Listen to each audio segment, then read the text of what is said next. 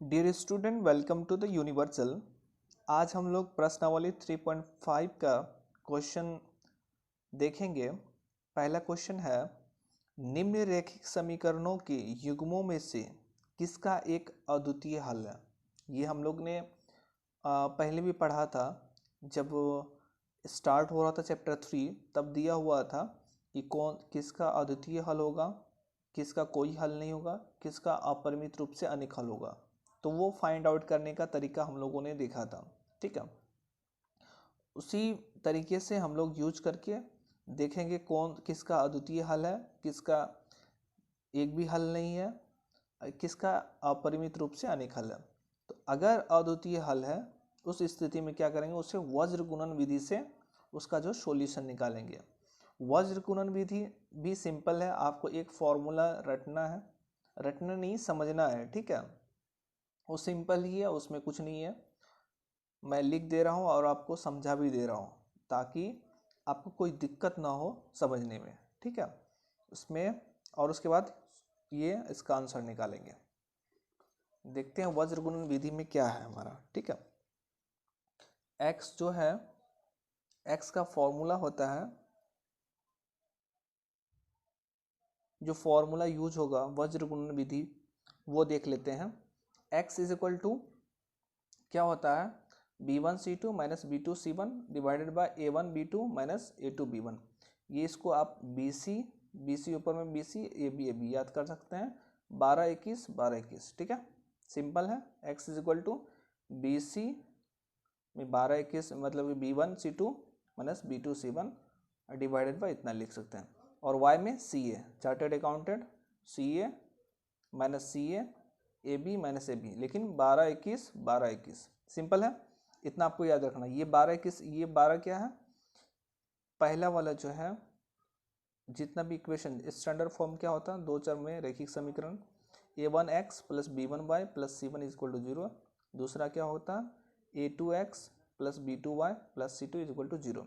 याद रखना है सारे पॉजिटिव में, अगर कोई निगेटिव में है तो पहले पॉजिटिव लिखेंगे, क्वेश्चन में देकर के निगेटिव लिखना है। ठीक है, ये आपका फॉर्मूला है।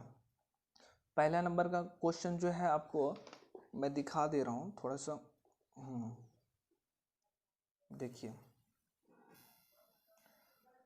निम्नलिखित समीकरणों के युग्मों में से किसका एक अद्वितीय हल है। ठीक है, किसका कोई हल नहीं है या किसके अपरिमित रूप से अनेक हल है। अद्वितीय हल की स्थिति में उसे वज्र गुणन विधि से ज्ञात कीजिए। इससे पहले भी हम लोगों ने जब चैप्टर 3 स्टार्ट किया था वहाँ भी डिस्कस किया था कि किसके अनेक हल होंगे, किसके एक हल होंगे और किसके कोई भी हल नहीं होंगे। a1 by a2 is equal to b1 by b2 is equal to c1 by c2, मतलब कि ये अपरिमित रूप से अनेक हल है।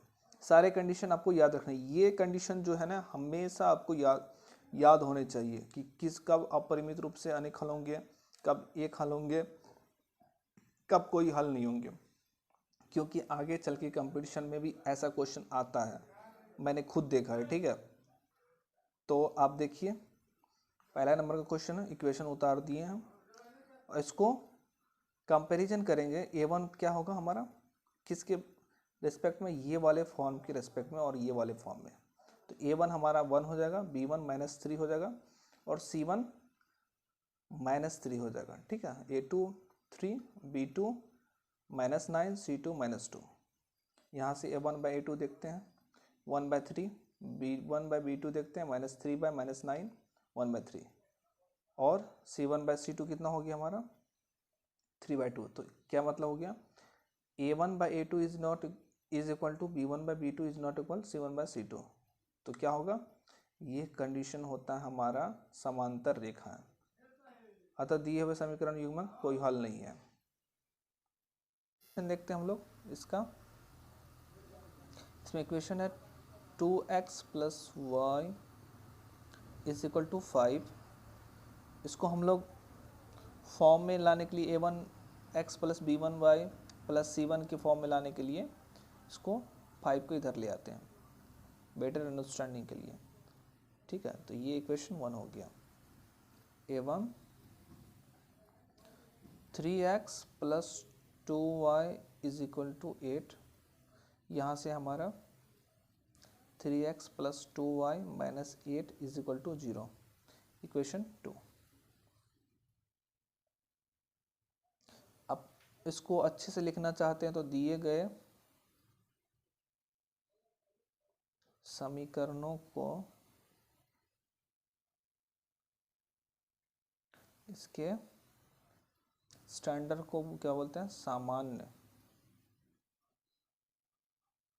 रूप से तुलना करने पर, वैसे लिखने की कोई ज़रूरत नहीं था, फिर भी आपको समझना है। a1 is equal to 3, b1 is equal to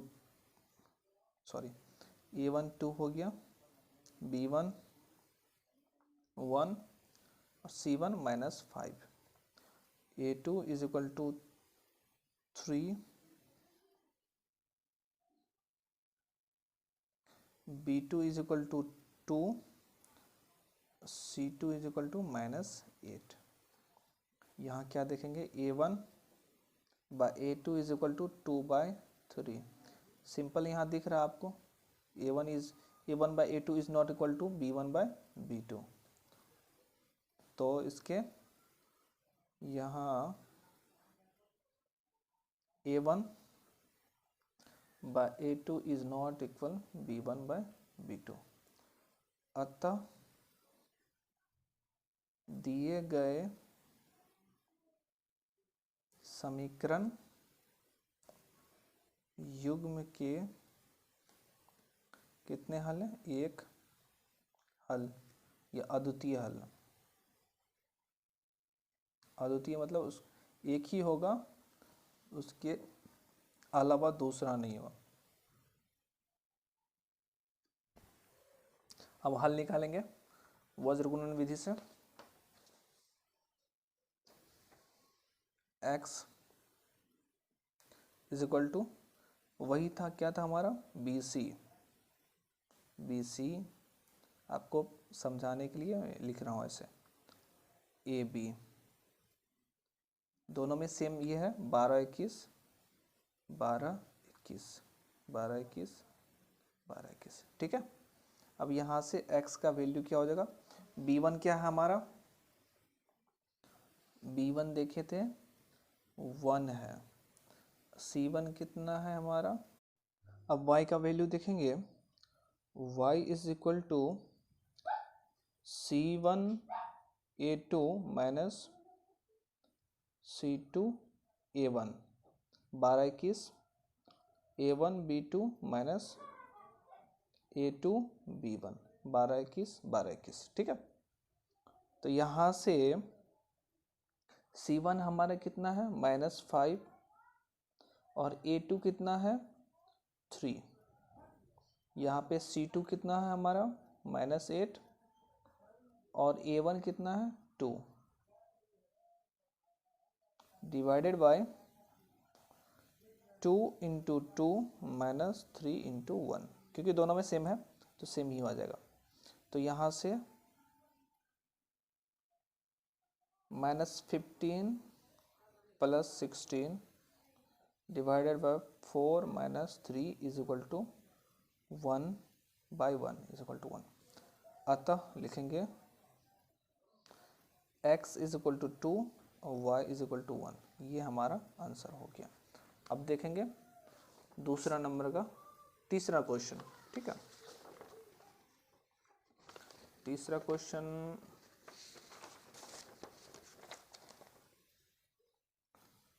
तीसरा में क्या दिया हुआ है, equation 3x minus 5y is equal to 20। इसको हम लोग स्टैंडर्ड फॉर्म में करेंगे, 3x minus 5y minus 20 is equal to 0, equation 1। एवं क्या है, 6x minus 10y is equal to 40।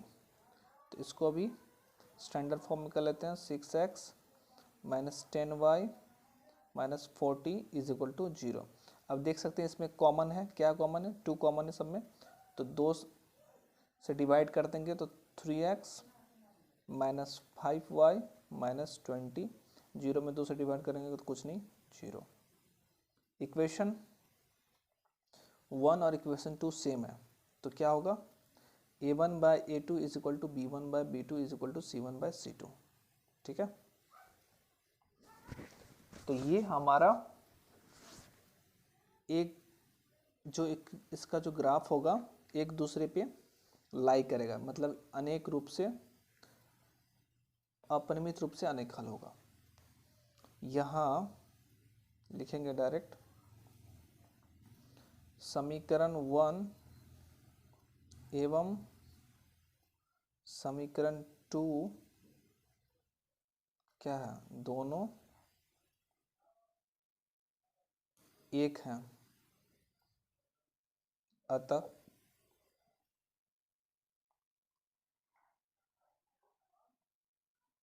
इसका हल अपरिमित रूप से अनेक हल होंगे। ये इतना ही लिखना है, ठीक है, ज़्यादा कुछ नहीं है। 4th number question, x minus 3y minus 7 is equal to 0। ठीक है, इक्वेशन फर्स्ट, एवं 3x minus 3y minus 15 is equal to 0। यहाँ से 3 कॉमन आएगा, तो x minus y minus 5 is equal to 0। Equation 2, यहाँ a1 is equal to 1, b1 is equal to -3 और c1 is equal to -7, a2 1, b2 is equal to -1, c2 is equal to -5। a1/a2 कितना हो गया हमारा, 1 हो गया। b1/b2 is equal to -3/-1 is equal to 3। इसका मतलब हो गया a1/a2 is not equal b1/b2। इतना ही हो गया, तो समझ में आ गया कि दिए गए समीकरण के एक हल होंगे। समीकरण युग्म के एक हल होंगे। ठीक है, अब हम लोग क्या करेंगे, x और y निकालेंगे। अब ये लिखते हैं डायरेक्ट, हाँ थोड़ा सा चेंज होना चाहिए। x is equal to, formula लिखेंगे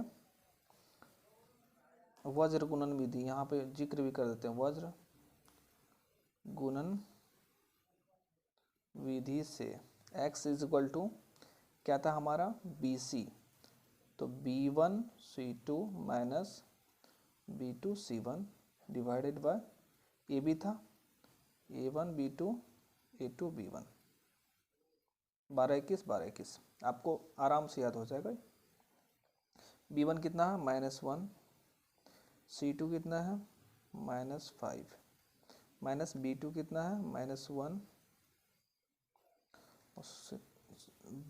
B1 -3, C2 -5 और B2 -1, C1 -7 divided by A1 B2 कितना है हमारा, -1 माइनस A2 कितना है, 1 है, और B1 कितना है, -3। ये जब वैल्यू पुट करने लगोगे तो आराम से ध्यान रखना, क्योंकि एक थोड़ा सा गलती में पूरा गलत हो जाएगा। यहाँ पे माइनस माइनस प्लस और माइनस माइनस हो जाएगा 7, -1 प्लस 3 इज इक्वल टू, यहाँ से कितना हो जाएगा, 8/2 इज इक्वल टू 4। ये x का वैल्यू आया। y का फॉर्मूला क्या है हमारा वज्र गुणन विधि में, y is equal to CA chartered accountant 12/21 C2 A1 और AB 12/21। सिंपल है, आप कभी नहीं बोल सकते हैं ऐसे में, गारंटी के साथ। C1 माइनस 7 A2 1, C2 कितना है -5, A1 कितना है 1 है, ठीक है। और यहाँ पे 1 इंटू -1 इंटू -3, यहाँ से -7 ये +5 डिवाइडेड बाय -1 +3, यहाँ पे -2 divided by 2 is equal to -1। अतः x इज इक्वल टू 4 एवं y इज इक्वल टू -1, ये दिए गए समीकरण युग्म का आंसर होगा। एक बार वेरीफाई कर सकते हैं आप, x इक्वल 4 3 -1 +1 7 0, सही है। तो मेरे प्यारे स्टूडेंट, आप सभी को कैसा लगा ये वीडियो प्लीज़ कमेंट बॉक्स में लिखें। अच्छा लगा तो शेयर करें, सब्सक्राइब कर लें चैनल को और बेल आइकन को दबा लें, ताकि जैसे मैं कोई वीडियो डालूं आपको उसका नोटिफिकेशन मिल जाए और आप अच्छे से तैयारी कर सकें। Thank you very much.